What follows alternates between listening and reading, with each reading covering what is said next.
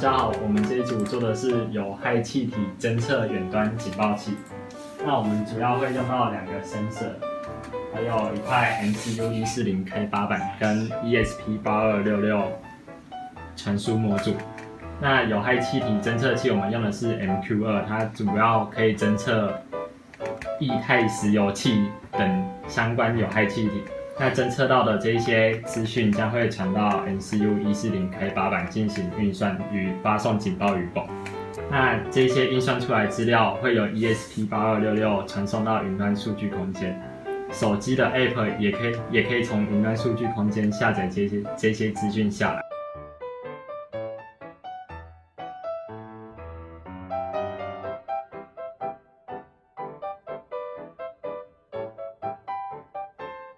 因为房间比较难模拟实际有害气体侦测的状况，所以我们使用的这个盒子当做一个房间的模拟。